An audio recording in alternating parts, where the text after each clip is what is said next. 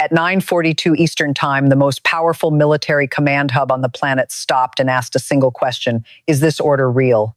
And for several long minutes, the system did not answer with obedience. It answered with a lock. A presidential command was transmitted into the authentication architecture of the National Military Command Center. That facility buried inside the Pentagon is not symbolic. It is operational. It is where presidential military directives are received, validated, and relayed across the globe. Within minutes of that transmission, a high-level strategic identity verification protocol activated at a threshold that, according to available information, has never been publicly disclosed before.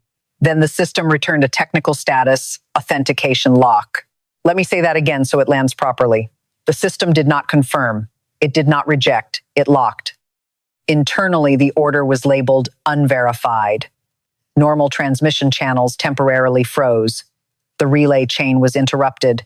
A rapid security containment procedure was initiated inside the command center's operational floor.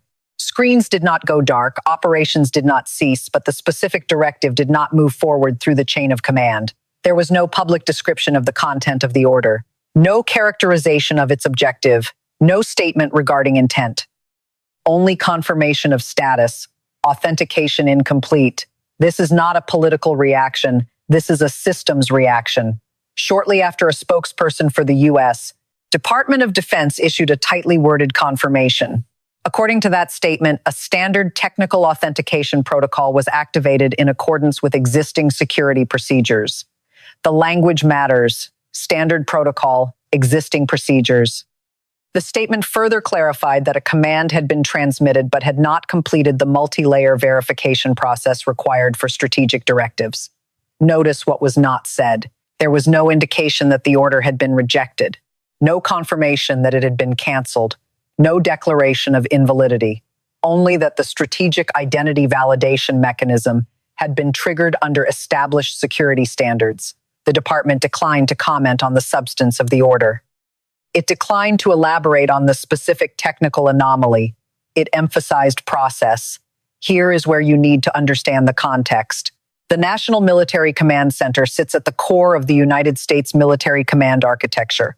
It is the nerve junction that connects the President of the United States as Commander-in-Chief to operational forces worldwide. Constitutionally, the President holds supreme command authority over the armed forces. That authority is real. It is immediate.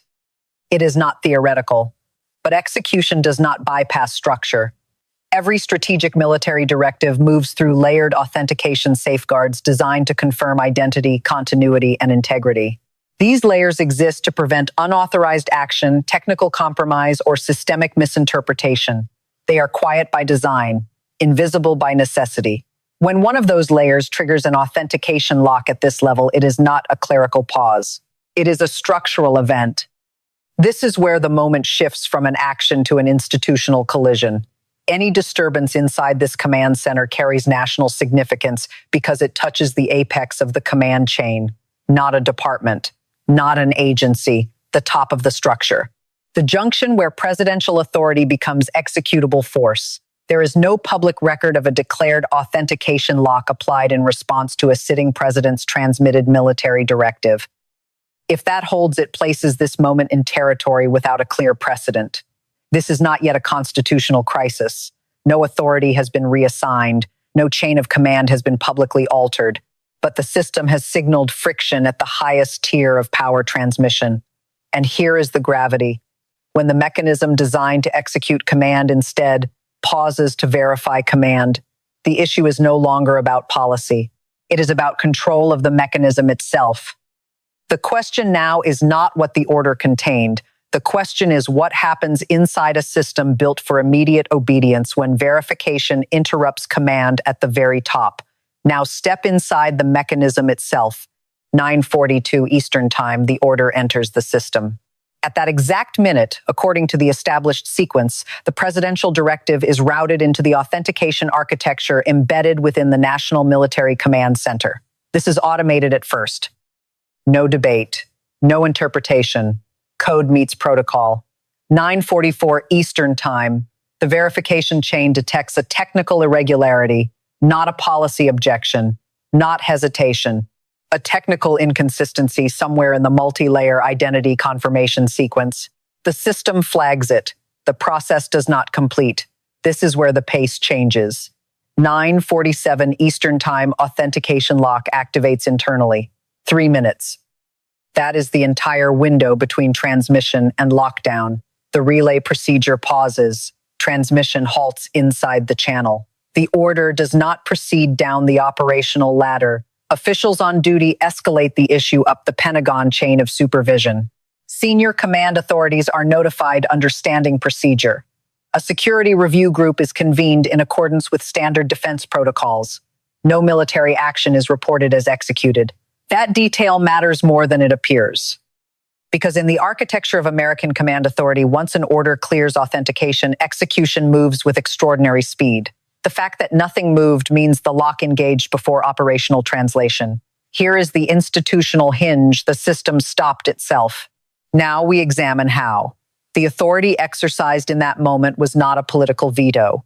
No cabinet vote occurred. No congressional intervention. No judicial stay. What activated was the authority to trigger an emergency technical verification mechanism embedded inside the Defense Command structure. Let me be precise. Military strategic directives require multi-factor authentication before they are validated for execution. This includes layered identity confirmation protocols designed to eliminate ambiguity, duplication, or unauthorized simulation. If any single layer fails to complete, the architecture permits a temporary transmission lock. It is procedural. It is pre-coded. It is not improvisational. No vote in Congress is required to activate this safeguard. No court order is necessary. No external branch authorizes it in real time. The system is engineered to protect continuity and prevent catastrophic misfire without waiting for political deliberation. This is where the context deepens. Applying that safeguard to a transmitted directive from a sitting president enters terrain without a clearly documented public precedent. Authentication protocols have always existed. They are foundational. But an internally confirmed LOCK status associated with a presidential order has not been publicly recorded in open institutional history. That distinction is critical. It does not mean the president's authority has been revoked. It does not mean the order was denied. It means the verification layer did not complete as required at that moment. The chain paused itself.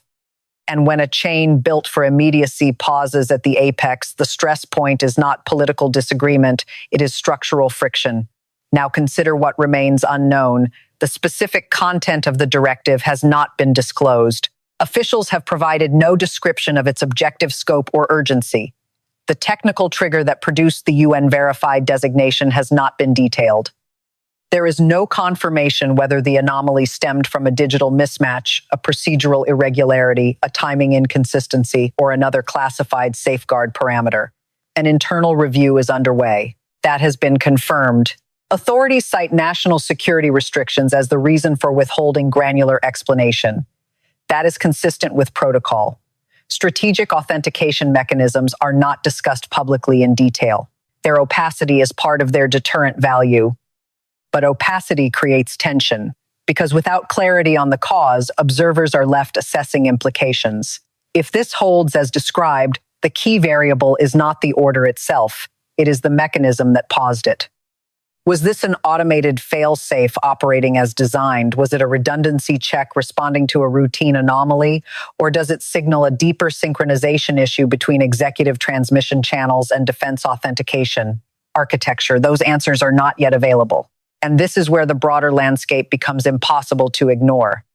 In recent months, debates over emergency authority, command continuity, and executive power safeguards have intensified in an already polarized political environment. Discussions about war powers, rapid response frameworks, and institutional guardrails have moved from academic forums into mainstream political discourse. Against that backdrop, even a procedural pause acquires amplified significance. Historically, authentication protocols have always functioned quietly behind the curtain. Presidents issue directives. The system verifies. The order flows. The public rarely sees the verification layer in action. It is designed to be invisible when functioning normally. A declared lock status changes that invisibility. Public documentation does not confirm a prior instance in which an authentication lock was publicly associated with a sitting president's transmitted military directive. If accurate, that absence of precedent elevates this from routine safeguard to extraordinary moment, not because power shifted, but because the mechanism revealed itself. Now widen the lens further.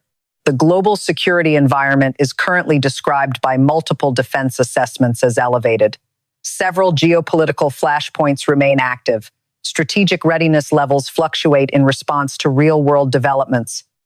In such an environment, the velocity of command transmission matters profoundly. When the central command hub experiences even a temporary authentication interruption, attention escalates rapidly across defense and intelligence channels. This does not mean escalation occurred. No action was executed. No mobilization confirmed. But the sensitivity of the environment magnifies the institutional weight of the pause.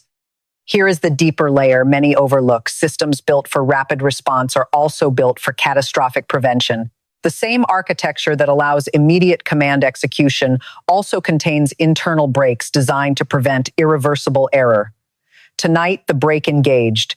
Whether that engagement represents routine protocol functioning exactly as designed or a signal of systemic strain remains unresolved. What is clear is that the event unfolded entirely within established defense procedures. No branch declared emergency authority. No override was publicly announced. The system responded to its own criteria. And when a self-contained command structure activates its internal lock at the highest tier of authority, the focus shifts from personalities to architecture, because the next question is unavoidable. If the mechanism can pause the apex command under defined technical thresholds, how resilient is that mechanism under sustained stress? So where does the system stand now? As of this hour, operations inside the National Military Command Center continue. There has been no announcement suspending its overall command function, no declaration of degraded readiness, no indication that the facility itself has altered its global coordination role. The technical review process remains underway. Officials confirm that internal authentication diagnostics are being conducted under established defense procedures. That means engineers, command supervisors, and security specialists are examining the verification chain that produced the unverified status. They are reviewing logs, cross-checking identity confirmation layers, testing redundancies, but there has been no additional confirmation from the White House. No formal statement clarifying whether the directive has since been retransmitted, modified, withdrawn, or revalidated. The official chain of command, according to defense sources, is believed to remain operational in its standard configuration. No public notification suggests that presidential authority has been transferred, limited, or restructured. That is important, because in moments like this, speculation often outruns structure. Yet the structure, as far as confirmed, is still intact.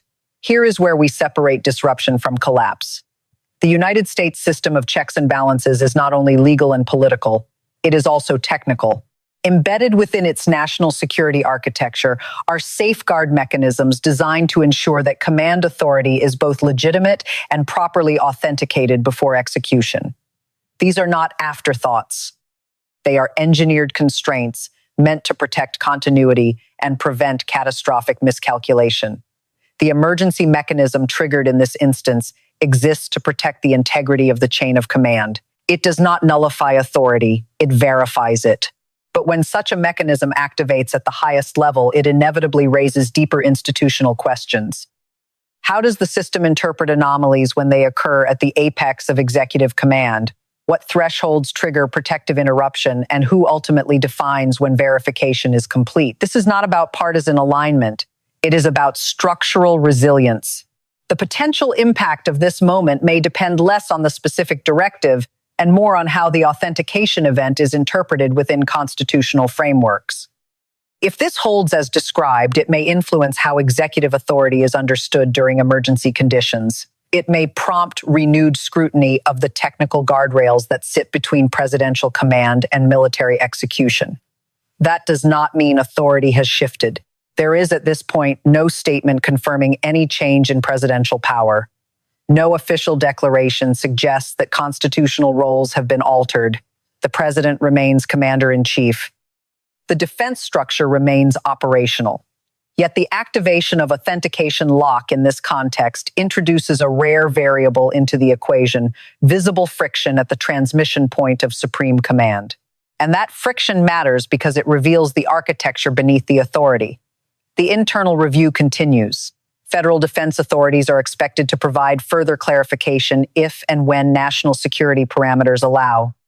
Until then, the cause of the authentication irregularity remains undisclosed. No legal conclusion has been issued. No disciplinary measure has been announced. No procedural fault has been formally identified. This situation has been described by officials as rare and highly procedural. Those two words carry weight.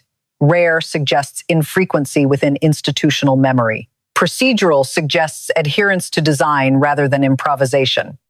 Combined, they point to a system operating within its coded boundaries, even while confronting an unusual trigger condition. Future updates will depend entirely on official confirmation from the federal defense apparatus. Any broader constitutional interpretation will require verifiable facts, not assumption. For now, the mechanism paused. The review advances. The structure stands. But here is the unresolved tension that remains hovering over Washington tonight. If the system built to execute immediate presidential command can, under defined technical criteria, halt that command, pending verification. What does that reveal about the balance between speed and safeguard at the very top of American power? And more importantly, in an era of elevated global risk and polarized domestic politics, how much friction can the apex of command absorb before procedure itself becomes the central arena of power?